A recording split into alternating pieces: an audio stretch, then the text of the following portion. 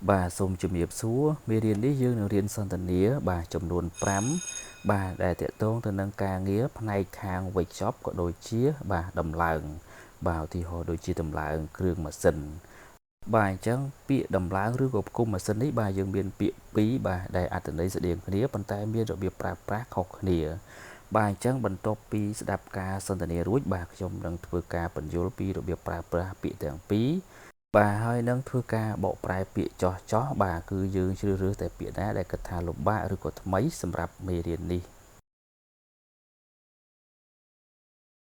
조립할 때 쓸 부품하고 공구는 준비됐어요? 네. 볼트하고 너트, 토크렌치를 준비해 놓았습니다. 그리고 이게 오늘 조립할 기계의 도면입니다. 여기 있는 토크 값이 뭐예요? 볼트를 돌릴 때 들어가는 힘을 말해요. 여기 있는 토크 값대로 조여야 볼트가 파손되지 않아요. 아, 그래서 토크렌치가 있어야 되네요. 네, 맞아요. 토크 렌치가 있으면 토크 값을 미리 설정해서 볼트를 조일 수 있어요. 아, 이해했습니다. 그럼 도면을 보면서 토크 값을 먼저 확인하겠습니다.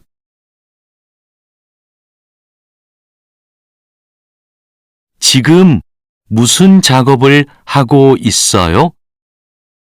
나사못을 조이는 중입니다. 방금 조립이 끝났는데 이 부분이 단단하게 고정이 안 되어 있어서요. 여기는 공간이 좁아서 자석식 드라이버로 조립해야 될 거예요. 한 손으로 나사와 드라이버를 다룰 수 있어서 좁은 곳에 있는 나사를 쉽게 조일 수 있어요. 공구함에 있으니까 그걸로 작업해 보세요. 네, 자석식 드라이버로 다시 조립해 보겠습니다. 아, 그리고 작업할 때 이물질을 자주 제거해 주세요. 자석에 금속 이물질이 쉽게 붙어요. 오늘 새 양식장에 펌프를 설치하기로 했지요. 네, 사장님. 어떻게 설치하면 되는지 알려주시면 제가 하겠습니다. 먼저 펌프의 위치를 정하고 바닥에 고정해야 돼요. 그 다음 펌프와 수조를 호스로 연결해야 돼요. 알겠습니다. 호스를 연결할 때 주의할 점이 있어요? 네. 호스가 꼬이거나 접히지 않도록 특별히 주의해야 돼요. 물이 잘 흐르게 해야 하니까요. 알겠습니다. 조심해서 연결하겠습니다. 설치 작업이 끝나면 나한테 알려주세요. 펌프가 잘 작동하는지 같이 확인하기로 해요.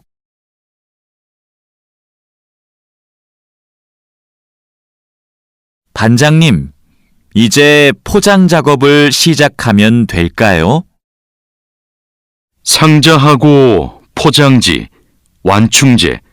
모두 갖다 놓았지요? 네, 작업장에 준비해 놓았어요. 포장할 때 완충제로 제품을 꼼꼼하게 싸는 게 중요해요. 그렇게 하지 않으면 운송할 때 제품이 손상될 수 있어요. 네, 신경 써서 할게요. 포장 작업은 5시 전까지 끝내면 되지요? 맞아요. 포장이 끝난 상자는 크기별로 분류해서 팔레트에 쌓아 놓으세요.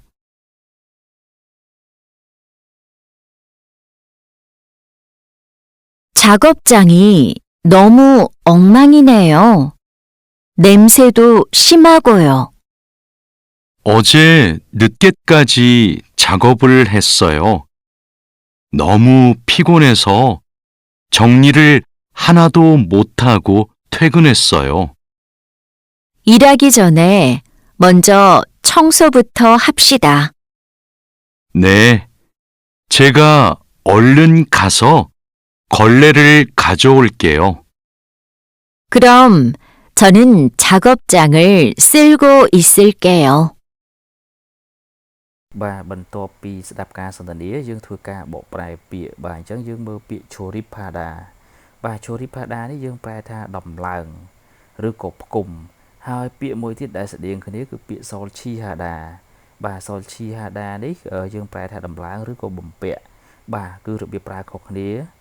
បាទអញ្ចឹងពាក្យ Choripada នេះយើងប្រើនៅពេលដែលយើងផ្គុំឬក៏ដំឡើងបាទន័យថាយើងទិញម៉ាស៊ីនថ្មីមកបាទគេអត់ទាន់ដំឡើងឲ្យទេបាទន័យថាវានៅជាកណាត់នៅជាបំណែកអត់ទាន់ផ្គុំទៅចេញជារាងម៉ាស៊ីនទេបាទនៅពេលហ្នឹងយើងប្រើពាក្យ Choripada បាទន័យថាផ្គុំឬក៏ដំឡើងហើយពាក្យ Solchihada នេះបាទជាធម្មតាយើងប្រើនៅពេលដែលយើងដំឡើងឬក៏បំពាក់បាទដូចជាម៉ាស៊ីនត្រជាក់ computer បាទអញ្ចឹងពាក្យ Choripada យើងប្រើនៅពេលដែលយើងផ្គុំគ្រឿងម៉ាស៊ីនបាទន័យថាយើងយកម៉ាស៊ីនហ្នឹងមករៀបឲ្យចេញជារាងម៉ាស៊ីនបាទយើងប្រើ Choripada បាទប៉ុន្តែ Solchihada យើងប្រែថាដំឡើងឬក៏បំពាក់បាទន័យថាយើងរៀបម៉ាស៊ីនហ្នឹងដំឡើងគ្រាន់តែបន្តខ្សែភ្លើងចាប់ឲ្យជាប់ជញ្ជាំងឬក៏ដូចជាកុំព្យូទ័រអីបាទយើងរៀបចំដាក់ដោតខ្សែឬក៏រៀបចំដំឡើងនៅលើតុបាទពាក្យបន្តទៀតយើងមើលពាក្យភូភូមិបាទភូភូមិនេះយើងប្រែថាបំណែកបាទន័យថាបំណែករបស់គ្រឿងម៉ាស៊ីនបាទហើយស្តៀងនឹងពាក្យគ្រឿងបន្លាស់ដែរប៉ុន្តែបើយើងប្រែថាគ្រឿងបន្លាស់យើងប្រើពាក្យភូសូកបាទភូសូកនេះយើងប្រែថាគ្រឿងបន្លាស់របស់ម៉ាស៊ីនបាទឧទាហរណ៍ដូចជាម៉ាស៊ីនខូចបាទយើងត្រូវទិញគ្រឿងបន្លាស់បាទយើងប្រើពាក្យភូសូកត្រូវជាងពាក្យភូភូមិបាទភូភូមិនេះក៏យើងអាចប្រើបានដែរប៉ុន្តែបើយើងប្រើពាក្យភូសូកបាទគឺត្រូវជាងបាទហើយពាក្យបន្តទៀតគឺពាក្យខុងគូបាទខុងគូនេះយើងប្រែថាឧបករណ៍បាទប្រយោគបន្តទៀតយើងមើលពាក្យ Polthu បាទ Polthu នេះយើងប្រែថាប៊ូឡុងហើយពាក្យ Nothu នេះយើងប្រែថាខ្ចៅបាទពាក្យបន្តទៀតយើងមើលពាក្យ Thokurenchi បាទ Thokurenchi នេះគឺជាដងសម្រាប់ជើងមូលខ្ចៅបាទឧទាហរណ៍ដូចជាសោចិញ្ចៀនឬក៏សោទីបបាទយើងយកដងវាទៅដោតពីខាងក្រោយបាទយើងធ្វើការមូលបាទយើងអាចមានកន្លឹះសម្រាប់មូលទៅឆ្វេងក៏បានមូលទៅស្ដាំក៏បានបាទន័យថាយើងមូលរឹតក៏បានមូលបន្ធូរក៏បានបាទហើយពាក្យបន្តទៀតយើងមើលពាក្យធូមញ៉ុនបាទធូមញ៉ុននេះយើងប្រែថាប្លង់បាទឧទាហរណ៍ដូចជាពេលដែលយើងដំឡើងម៉ាស៊ីនបាទយើងត្រូវមើលប្លង់តើយើងគួរដំឡើងពីផ្នែករបស់ម៉ាស៊ីនហ្នឹងមួយណាមុនបាទឬក៏យើងដំឡើងចាប់ពីកន្លែងណាទៅកន្លែងណាមុនបាទប្រយោគបន្តទៀតបាទយើងមើលពាក្យ Tholita បាទ Tholita នេះយើងប្រែថាមូលបង្វិលបាទឬក៏យើងប្រែថាត្រឡប់បាទឧទាហរណ៍ដូចជាយើងកាន់បញ្ច្រាសអញ្ចឹងក៏ឲ្យយើងត្រឡប់មកខាងត្រូវវិញក៏យើងប្រើពាក្យ Tholita នឹងដែរបាទហើយពាក្យបន្តទៀតគឺពាក្យ Tho គឺខាប់បាទ Tho គឺខាប់នេះយើងប្រែថាកម្រិតបាទឧទាហរណ៍ដូចជាកម្រិតដែលយើងត្រូវមូលខ្ចៅហ្នឹងគឺមានកម្រិតគេឲ្យយើងមូលត្រូវប្រមាណជុំបាទឬក៏យើងកំណត់នៅអាដងដែលយើងមូលហ្នឹងបាទគេអត់ឲ្យមូលច្រើនទេបាទពេលដែលយើងមូលខ្លាំងពេកវាធ្វើឲ្យខ្ចៅនឹងទ្រុឬក៏ខូចបាទពាក្យបន្តទៀតយើងមើលពាក្យ Choita បាទ Choita នេះយើងប្រែថារឹតបាទគឺរឹតខ្ចៅហើយពាក្យនៅខាងចុងគឺពាក្យ Phason Theda បាទ Phason Theda នេះយើងប្រែថាខូចបាទប្រយោគបន្តទៀតបាទពាក្យភាគច្រើនយើងបានរៀនហើយមុនហ្នឹងអញ្ចឹងយើងមើលពាក្យ Sol Chong Hada បាទ Sol Chong Hada នេះយើងប្រែថាកំណត់បាទន័យថាយើង set វាបាទកំណត់ឬក៏ set បាទអញ្ចឹងឧទាហរណ៍ដូចជានៅក្នុង clear របស់យើងបាទឧទាហរណ៍ដូចជាយើងអាចរឹតដោយកំណត់ទំហំឬក៏ចំនួនដែលយើងត្រូវរឹតហ្នឹងជាមុនបើសិនជាយើងមានដងឬក៏សោរឹតឈ្មោះ Thokurenchi បាទ Thokurenchi ហ្នឹងដូចបានបញ្យល់មុនហ្នឹងបាទគឺជាដងសោដែលយើងអាចកំណត់ការរឹតប្រមាណជុំបាទដើម្បីការពារកុំឲ្យខ្ចៅវាទ្រុឬក៏អាចខូចឬក៏ដាច់ខ្ចៅបាទប្រយោគបន្តទៀតបាទយើងមើលពាក្យ Nasa Mode បាទ Nasa Mode នេះយើងប្រែថាវិស បាទហើយពាក្យបន្តទៀតបាទពាក្យភាគច្រើនយើងបានបកឲ្យមុនហ្នឹងអញ្ចឹងយើងមើលពាក្យភូពន្ធបាទភូពន្ធនេះគឺជាប្រែថាផ្នែកបាទហើយពាក្យឋានហាកេនេះបាទយើងអាចប្រែថាជាប់បាទពាក្យបន្តទៀតយើងមើលពាក្យខូចងបាទខូចងនេះយើងប្រែថាជាប់ឬក៏ចាប់ភ្ជាប់បាទអញ្ចឹងខូចងនេះអានតេដានេះបានន័យថាវាអត់ទាន់ជាប់ល្អទេឧទាហរណ៍យើងរឹតខ្ចៅអីហើយយើងរឹតអត់ទាន់ជាប់ល្អបាទគឺខូចងនេះឆាល់អានតេយោបាទបានន័យថាវាអត់ទាន់ជាប់ល្អបាទប្រយោគបន្តទៀតបាទយើងមើលពាក្យខុងកាន់បាទខុងកាន់នេះយើងអាចប្រែថាចន្លោះប្រឡោះឬក៏កន្លែងបាទហើយពាក្យបន្តទៀតគឺពាក្យឆាសោកស៊ីកបាទឆាសោកនេះយើងប្រែថាដៃឆក់បាទឆាសោកស៊ីកនេះក៏ដៃឆក់ដែរបាទហើយពាក្យ driver នេះយើងប្រែថាទុលវិសបាទអញ្ចឹងទុលវិសដែលមានជាតិដៃឆក់បាទហើយពាក្យបន្តទៀតបាទគឺពាក្យថារូតាបាទថារូតានេះយើងអាចប្រែថាប្រើឬក៏ធ្វើបាទហើយនៅខាងចុងបាទពាក្យខុងគូហាំបាទខុងគូហាំនេះយើងបានរៀនមុនហ្នឹងគឺខុងគូឧបករណ៍បាទហាំនេះបានន័យថាទូឬក៏ឡាំងឬក៏ទូដែលយើងដាក់ឧបករណ៍ហ្នឹងបាទយើងហៅថាខុងគូហាំបាទពាក្យផ្សេងទៀតងាយស្រួលទេអញ្ចឹងយើងបន្តមើលប្រយោគបន្តទៀតបាទយើងមើលពាក្យ emulgil បាទ emulgil នេះយើងប្រែថាកំទេចបាទហើយពាក្យបន្តទៀតគឺពាក្យឆេកហាដាបាទឆេកហាដានេះយើងប្រែថាយកចេញបាទអញ្ចឹងពាក្យបន្តទៀតគឺពាក្យខឹមសូកបាទខឹមសូកនេះយើងប្រែថាលោហៈឬក៏ដែក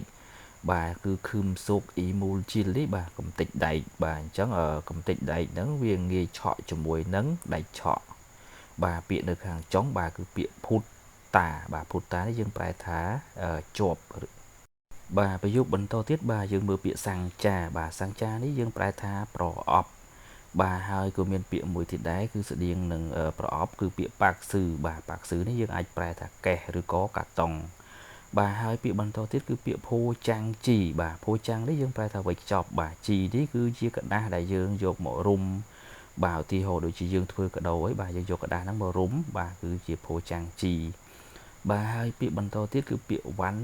ជុងឆេបាទវ៉ាន់ជុងឆេនេះបាទយើងអាចប្រែថាស្នោបាទឬក៏ដុំអ្វីស្បោងដែលមានខ្យល់នៅក្នុងដែលយើងតែងតែយកមកច្របាច់លេងបាទឬក៏ស្នោដែលយើងទ្រាប់ឧទាហរណ៍ដូចជាយើងទិញរបស់របរអីមាននៅក្នុងកេសបាទគេមានទ្រាប់ស្នោនៅខាងក្នុងហ្នឹងបាទអញ្ចឹងយើងអាចប្រើឬក៏ហៅថាវ៉ាន់ជុងឆេបាទប្រយោគបន្តទៀតបាទយើងមើលពាក្យគុំគុំហាកេបាទគុំគុំហាកេនេះបាទយើងប្រែថាម៉ត់ចត់ឬក៏ល្អិតល្អន់បាទយើងបានន័យថាយើងធ្វើអ្វីមួយដោយយកចិត្តទុកដាក់ឬក៏ពិនិត្យបច្ច័យឲ្យបានច្បាស់លាស់បាទហើយពាក្យបន្តទៀតគឺពាក្យសាតាបាទសាតានេះយើងប្រែថាវេចខ្ចប់ឬក៏រុំបាទហើយពាក្យបន្តទៀតបាទគឺពាក្យអ៊ុនស៊ុងហាតាបាទអ៊ុនស៊ុងហាតានេះយើងប្រែថាដឹកជញ្ជូនបាទឧទាហរណ៍ដូចជាយើងវេចខ្ចប់ហើយយើងដឹកដាក់លើឡានបាទយើងត្រូវដឹកជញ្ជូនទៅកាន់គោលដៅបាទហើយពាក្យបន្តទៀតគឺពាក្យសូនសាំងថេដាបាទសូនសាំងថេដានេះយើងប្រែថាខូចបាទអញ្ចឹងពេលដែលយើងវេចខ្ចប់បាទយើងត្រូវរុំផលិតផលរបស់យើងហ្នឹងជាមួយនឹងស្នោបាទឲ្យបានល្អិតល្អន់ឬក៏ឲ្យបានម៉ត់ចត់បាទសំខាន់បាទបើមិនអញ្ចឹងទេពេលដែលដឹកជញ្ជូនបាទផលិតផលហ្នឹងវាអាចខូចបាទប្រយោគបន្តទៀតបាទពាក្យនៅខាងមុខបាទគឺពាក្យដែលយើងបានបកប្រែហើយងាយស្រួលទេបាទអញ្ចឹងយើងមើលពាក្យខឺគីបាទខឺគីនេះយើងប្រែថាទំហំបាទហើយពាក្យផ្យឡូនេះយើងប្រែថាទៅតាមបាទរបៀបប្រើគឺយើងបូកជាមួយនឹងនាមបាទទៅតាមនាមហ្នឹងបាទឧទាហរណ៍ដូចជាខឺគីផ្យឡូទៅតាមទំហំបាទបើសិនជាយើងប្រែទៅតាមពណ៌បាទគឺ color ផ្យឡូបាទឬក៏សេខាលផ្យឡូបាទហើយពាក្យបន្តទៀតគឺពាក្យ pull you hada បាទការបញ្ចេញសម្លេងគឺ pull you hada បាទគឺយើងប្រែថាបែងចែកបាទពាក្យបន្តទៀតគឺពាក្យ parade ធឺបាទ parade ធឺនេះភាសាខ្មែរយើងក៏ហៅ barrette ផងដែរបាទហើយនៅប្រទេសកូរ៉េបាទភាគច្រើនយើងមាន barrette ជ័រ barrette ដែកនិង barrette ឈើបាទហើយពាក្យនៅខាងចុងគឺពាក្យសាតាបាទសាតានេះយើងប្រែថារៀបបាទឧទាហរណ៍ដូចជានៅក្នុងឃ្លាសន្ទនារបស់យើងបាទអញ្ចឹងគេនិយាយថាឡាំងឬក៏ប្រអប់ដែលបានវេចខ្ចប់ហើយបាទសូមរៀបដាក់នៅលើបារ៉េតដោយបែងចែកទៅតាមទំហំបាទអញ្ចឹងបើសិនជាមានទំហំទូចយើងរៀប នៅលើបារ៉ែតទៅតាមគ្នាវាបាទគឺយើងរៀបទូចតាមទូចហើយបើសិនជាមានកេះឬក៏ប្រអប់នឹងធំបាទយើងរៀបដោយបែងចែកទៅតាមទំហំបាទគឺគីភ្ជឡូបាទទៅតាមទំហំបាទហើយពាក្យផ្សេងទៀតគឺងាយស្រួលទេបាទហើយប្រយោគខ្លះផ្សេងទៀតហ្នឹងក៏ជាពាក្យងាយស្រួលបាទហើយពាក្យខ្លះហ្នឹងក៏ស្តៀងទៅនឹងការសន្ទនាមុនបាទដែលខ្ញុំបានបកប្រែខ្លះរួចមកហើយបាទអញ្ចឹងយើងបញ្ចប់មេរៀនយើងត្រឹមហ្នឹងបាទអរគុណចំពោះការទស្សនា